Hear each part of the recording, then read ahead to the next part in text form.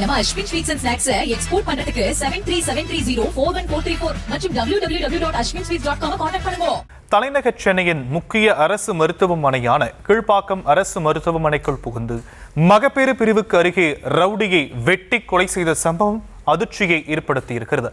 Rowdy கும்பல்களுக்கு இடையேயான பகைக்கு ஆயிரக்கணக்கான நோயாளிகள் வந்து செல்லக்கூடிய மருத்துவமனையை கொலைக்களமாக மாற்றியிருக்கும் பயங்கரம் குறித்து விவரிக்கிறது இந்த தொகுப்பு.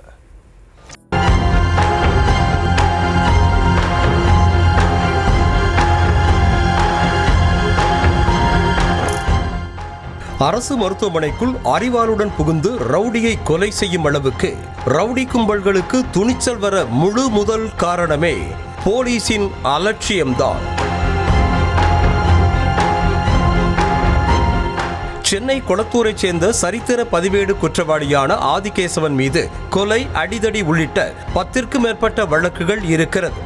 இந்த நிலையில் ஞாயிற்றுக்கிழமை இரவு தனது கள்ளக்காதலி சாருமதி அழைத்ததால் கீழ்ப்பாக்கம் அரசு மருத்துவமனைக்கு வந்திருக்கிறான் ரவுடி ஆதிகேசவன். சாருமதியின் தோழி சுசித்ரா மருத்துவமனையில் மகப்பேறு வார்டில் அனுமதிக்கப்பட்டிருந்த நிலையில் மகப்பேறு வார்டுக்கு அருகிலேயே கள்ளக்காதலி சாருமதியும் ரவுடி ஆதிகேசவனும் தூங்கிக் கொண்டிருந்ததாக கூறப்படுகிறது. அப்போது விடியற்காலை 4 மணிக்கு மேல் அரசு மருத்துவமனைக்குள் அறிவாளுடன் புகுந்த மர்ம கும்பல் நேரடியாக மகப்பேறு வார்டுக்கு அருகே சென்றிருக்கிறது. அங்கு வராண்டாவில் தூங்கிக் கொண்டிருந்த ஆதிகேசவனை அறிவாளால் கூறு போட்டு கொலை செய்த அந்த கும்பல் வந்த வேலை முடிந்ததும் தப்பி ஓடியிருக்கிறது. மருத்துவமனைக்குள் நிகழ்ந்த கொலையை பார்த்து அலறிப்போன மக்கள் போலீசாருக்கு தகவல் கொடுக்க வழக்கம் போல வந்து விசாரணையை தொடங்கினர்.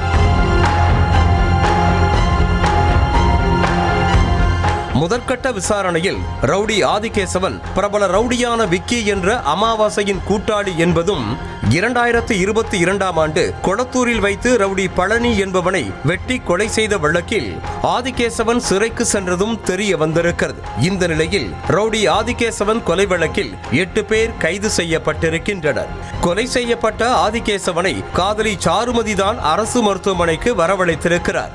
அதோடு மருத்துவமனையிலேயே காதலனான ரவுடி ஆதிகேசவனை மது அருந்த வைத்திருக்கிறார் சாருமதி.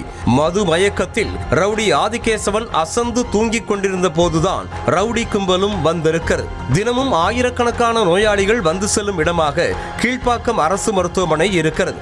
அப்படி இருக்கையில் ரவுடியை கொலை செய்ய மருத்துவமனையை மேஜர் ஸ்பாட்டாக தேர்வு செய்யும் அளவுக்கு ரவுடி கும்பல்களுக்கு பயம் இல்லாமல் போயிருக்கிறது. 24 மணி நேரமும் இயங்கும் அரசு மருத்துவமனையில் எந்நேரமும் ஆட்கள், காவலாளிகள் இருப்பார்கள் என தெரிந்தும் கூட உள்ளே புகுந்து ரவுடியை கொலை செய்திருப்பது அதிர்ச்சியை மட்டுமல்லாமல் மருத்துவமனைக்கு வரும் சக நோயாளிகளுக்கும் பாதுகாப்பு இல்லாத சூழலை உருவாக்கியிருக்கிறது. ஆயுதங்களுடன் அரசு மருத்துவமனைக்குள் ரவுடிகள் வந்து செல்லும் வரை கீழ்ப்பாக்கம் அரசு மருத்துவமனையின் இரவு நேர காவலாளிகள் என்ன செய்து கொண்டிருந்தார்கள் என்ற கேள்வி எழுந்திருக்கிறது.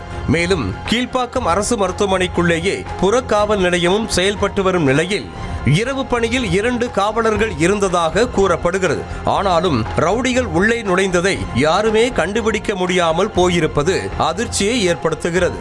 அரசு மருத்துவமனைக்குள் யார் வந்தாலும் சோதனை கூட செய்யாமல் இஷ்டத்துக்கு அனுமதிப்பதன் விளைவுதான் மகப்பேறு வார்டுக்கு அருகே கொலை நிகழ்ந்திருக்கிறது. கீழ்ப்பாக்கம் அரசு மருத்துவமனையில் இருந்து 300 மீட்டர் தூரத்திலேயே துணை ஆணையர் அலுவலகம் அமைந்திருக்கும் நிலையில் எப்படி ரவுடிகளுக்கு இவ்வளவு துணிச்சல் வந்தது? காவல்துறை என்ன செய்து கொண்டிருந்தது? கொலை நடந்து ரவுடிகள் வெளியே தப்பி ஓடும் வரை புறக்காவல் நிலையத்தில் இருந்த காவலர்கள் என்ன செய்து கொண்டிருந்தார்கள் என அடுக்கடுக்காக கேள்விகள் எழுகின்றன. தரமில்லாத சிகிச்சை என்ற பயத்தில் அரசு மருத்துவமனைக்கு வர தயங்கும் மக்களை மேலும் அச்சத்தில் ஆழ்த்தியிருக்கின்றன இந்த மாதிரியான கொலை சம்பவங்கள். இதற்கிடையே இரவு பணியில் இருந்த காவலர்கள் மீது நடவடிக்கை எடுக்கப்படும் என சென்னை தெற்கு மண்டல கூடுதல் ஆணையர் நரேந்திரன் நாயர் தெரிவித்திருக்கிறார். இரவு ரோந்து அதிகாரிகளுக்கோ எதுவுமே ஒரு தகவல் சரியாக கம்யூனிகேட் பண்ணியிருந்தா இரவு ரோந்து அதிகாரிகள் வந்திருக்கலாம். அந்த ஒரு காரணத்துக்காக அந்த காவல்துறை இங்கே இருந்து நைட்டில் இருந்த அந்த காவல்துறை அதிகாரிகள் மீதும் கண்டிப்பாக கடுமையான தண்டனை விதிக்கப்படும். நாங்கள் டிபார்ட்மெண்டல் ஆக்ஷன் எடுப்போம் கண்டிப்பா. நம்ம Ashwin sweets and snacks export பண்றதுக்கு 7373041434 மற்றும் www.ashwinsweets.com கான்டாக்ட் பண்ணுங்க.